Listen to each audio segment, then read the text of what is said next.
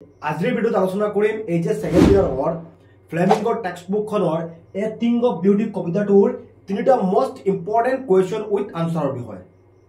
ইয়াৰ পৰা তোমালোকৰ ফাইনেল পৰীক্ষাত এটা কুৱেশ্যন কমন থাকিব। আজি তোমালোকে লিখি একেবাৰে ইজি যিখিনি আনসাৰ মই ডিসকাস কৰিম লিখি এতিয়াই তোমালোকে শিকি লোৱা।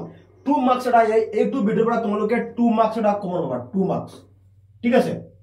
ইয়াৰ কুৱেশ্যন কেইটা আছে এটা দুটা তিনিটা চাৰিটা পাঁচটা ছটা ঠিক আছে। ছয়টা কুৱেশ্যনৰ আনসাৰ এটা হ'ব আৰু এই কুৱেশ্যনবোৰ যোৱা প্ৰিভিয়াছ ইয়াৰত আহিছিলে। ছয়টা কুৱেশ্যনৰ আনসাৰ এটা হ'ব। তোমালোকে বেলেগ বেলেগ কৈ শিকাৰ কোনো দৰকাৰ নাই। মই যেনেদৰে এটা আনসাৰ তোমালোকৰ কাৰণে প্ৰস্তুত কৰিছো ঠিক তেনেদৰে তোমালোকে এনেদৰে লিখিলে হ'ব ঠিক আছে। ভিডিও আৰম্ভ কৰাৰ আগতে মই তোমালোকক আৰু কিছু কথা কৈ দিওঁ। তোমালোকৰ টোটেল কবিতা আছে 4টা। A thing of beauty, keeping quiet ইয়াৰ পিছত ৰোড সাইড ষ্টেণ্ড ঠিক আছে। ইয়াৰ পিছত মাই মাদাৰ 66 ঠিক আছে। 66 এই 4টা তোমালোকৰ পোয়েম আছে। 4টা পোয়েম আছে ঠিক আছে। 4টা পোয়েমৰ পৰা তোমালোকৰ টোটেল কুৱেশ্যন কেইটা আহিব 6টা কুৱেশ্যন আহিব।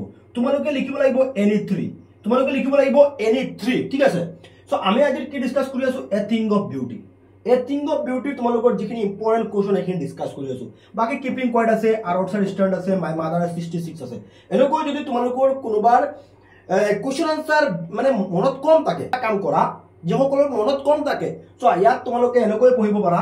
আমাৰ যেটো কোৰ্স আছে তোমালোকে আমাৰ এপ ইনষ্টল কৰি লৈ ষ্টাডিজ একাডেমি যিসকলে এপ ইনষ্টল কৰা নাই ডেসক্ৰিপচনত লিংক দিয়া আছে বা প্লে ষ্টৰত গৈ আমাৰ এই নামটো সাৰ্চ কৰি দিবা studies academy.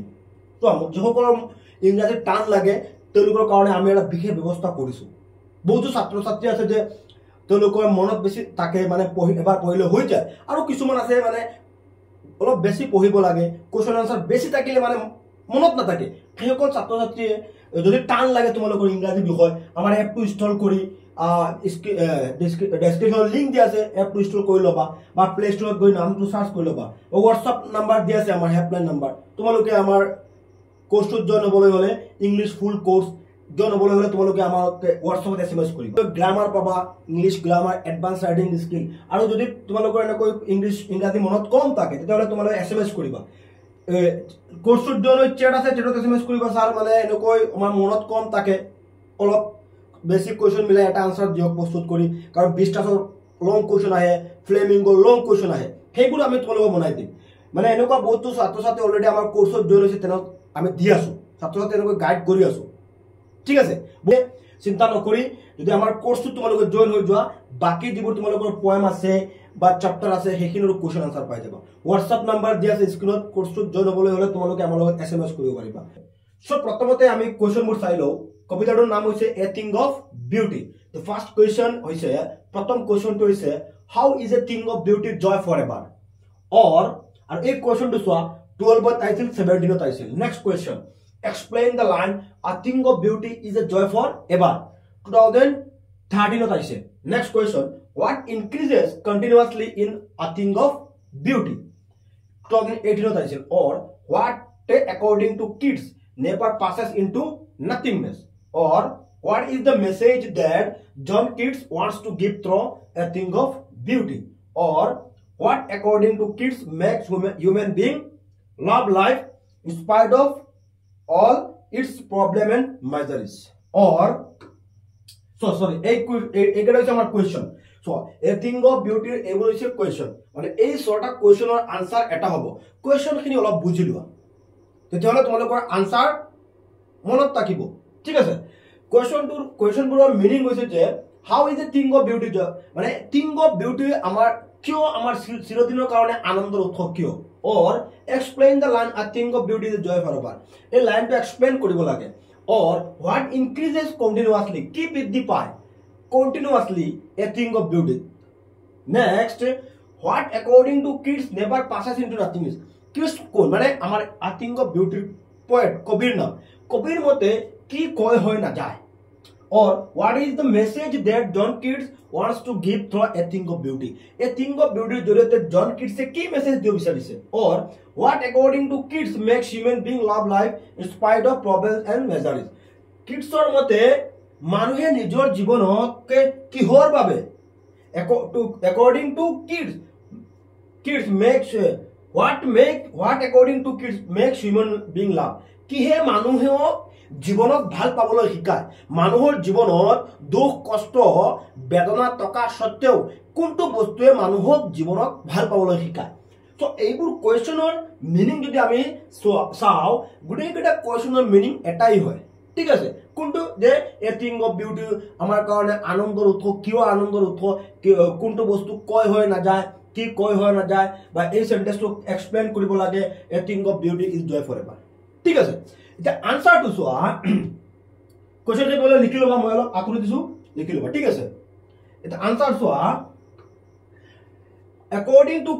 according to John Keats a thing of beauty is a joy forever ঠিক আছে it is a constant source of happiness and pleasure according to John Keats কোন John Keats হৈছে a thing of beauty কবিতাটোৰ কবিৰ নাম মানে poet কবি জন কিটছৰ মতে a thing of beauty is a joy forever মানে joy এটা দুনিয়া বস্তু হৈছে আমাৰ সকলো সময়ৰ কাৰণে আনন্দৰ উৎস it is a constant source of happiness and pleasure ই হৈছে আমাৰ সুখ happiness আৰু pleasure আনন্দৰ সুখ এবোৰৰ source its loveliness increases every moment ইয়াৰ সৌন্দৰ্যতা বৃদ্ধি পায় প্ৰতিটো মুহূৰ্তত its মানে apostrophe s এটা আছে its ঠিক আছে its loveliness increases every moment it never passes into nothingness মানে কেতিয়াও কয় হৈ না যায় beauty makes human being love life in spite of all its problem and misery beauty মানে কিহে কবিতাটোৰ এটা কোৱেশ্চন আছে কিহে মানুহক জীৱনক ভাল পাবলৈ শিকায়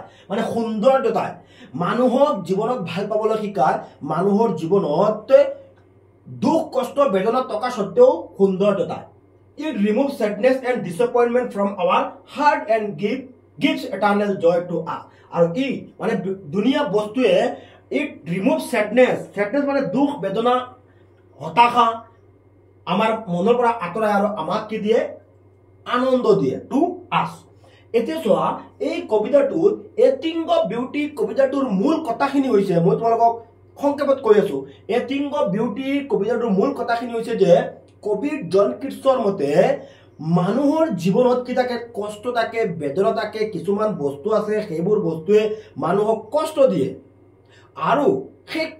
আৰু কিছুমান বস্তু আছে মানুহক কি দিয়ে আনন্দ দিয়ে কিছুমান বস্তুৱে মানুহক কষ্ট দিয়ে ঠিক আছে এইখিনি এপিসোড পাই আছো কিছুমানে মানুহক কি দিয়ে আনন্দ দিয়ে কিছু সেই আনন্দ দিয়া বস্তুবোৰ হৈছে সান মুন ট্ৰিজ ডেফোডিলছ এইবোৰ ঠিক আছে এতিয়া কৈছে কোৱেশ্চনটোত কৈছে যে এ থিং অফ বিউটি এটা দুনিয়া বস্তু কেনেদৰে মানুহক আনন্দ দিয়ে সো দুনিয়া বস্তু নিশ্চয় আমাক আনন্দ দিয়ে সেইটোৱে কৈছে যে দুনিয়া বস্তুৰ সৌন্দৰ্যতা সদায় বৃদ্ধি পাই থাকে ই কেতিয়াও কয় হৈ না যায় ইয়াৰ পিছত মানুহৰ জীৱনত দুখ কষ্ট টকা সত্ত্বেও দুনিয়া বস্তুবোৰে মানুহক কি কৰে সেই মনৰ পৰা দুখ বেদনাবোৰ আঁতৰায় এইখিনি হৈছে আমাৰ কবিতাটোৰ মূল কথা ঠিক আছে কিছুমান বস্তু আছে সেইবোৰে মানুহক কি দিয়ে আনন্দ দিয়ে এতিয়া চোৱা 2 number question list the things of beauty mention in the poem a thing of beauty a thing of beauty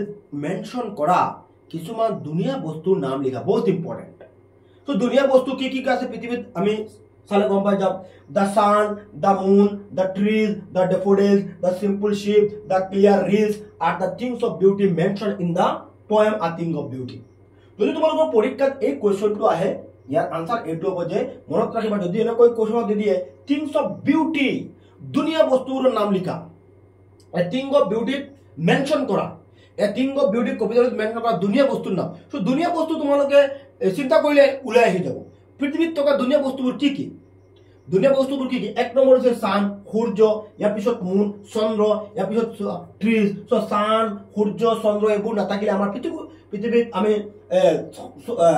সূৰ্য নাথাকিলে এন্ধাৰ হৈ থাকিব নহয় দুনিয়া বস্তু মুন ট্ৰিজ অক্সিজেন দি আছে আমাক এইবোৰ ডেফোডিল এটা ফুল দ্য সিম্পল শিপ মানে শিপ মানে কি বেড়া হয় নহয় বেড়া ছাগলীৰ কথা কৈছে ক্লিয়াৰ ৰিলছ সেইটো হৈছে ৰিলছ এইটো ৰিলছ নহয় ইনষ্টাগ্ৰামৰ ৰিলছ নহয় ঠিক আছে ক্লিয়াৰ ৰিলছ কৈছে ইয়াত ৰিলছ মানে নিজৰা পাহাৰৰ মাজতে নিজৰা থাকে বা সেইটো নিজৰাৰ কথা হৈছে ক্লিয়াৰ ৰিলছ কৈছে কিছুমানে ভাবি ল'ব যে ধুনীয়া বস্তু এইটো হৈছে ইনষ্টাগ্ৰামৰ ৰিলছ কিন্তু নহয়, ঠিক আছে।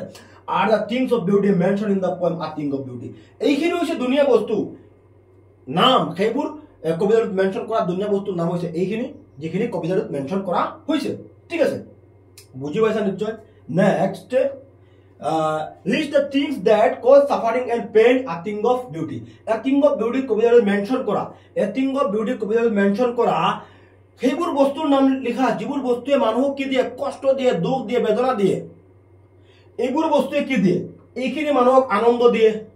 আৰু এতিয়া নেক্সট কুৱেশ্যনত আহিছে list the things that cause suffering and pain, সেইবোৰ বস্তুৰ নাম লিখা যিবোৰে মানুহক কষ্ট দিয়ে। এক নম্বৰ হৈছে ডিসেস, ডিসএপয়েন্টমেন্ট, ডিসেস মানে কি বেমাৰ, ডিসএপয়েন্ট মানে হতাশা, জেলাসি মানে ঈৰ্ষা যেটো কোৱা হয়, lack of human quality, gloomy days, বেয়া দিন, আনহেলথি এণ্ড ইভিল ৱেজ, বেয়া ৰাস্তা, cause pain and suffering in our lives, এইবোৰ হৈছে সেইবোৰ বস্তু যিবোৰে আমাক কি দিয়ে, কষ্ট দিয়ে। বেমাৰ, ঈৰ্ষা, হতাশা, বেয়া দিন, মানুহৰ লেক অফ হিউম্যান কোৱালিটি, এইবোৰ হৈছে সেইবোৰ বস্তু যিবোৰে মানুহক কি দিয়ে, কজ সাফাৰিং এণ্ড পেইন, এইবোৰ হৈছে মানুহৰ দুখ আৰু কষ্টৰ কাৰণ। চোৱা মানুহ এজন বেমাৰ হলে যেতিয়া মানুহজন বিচনাত পৰি থাকিব তেতিয়া তেওঁ ভাল লাগিব নেকি, নহয়, সেইবোৰে মানুহক কষ্ট দিব।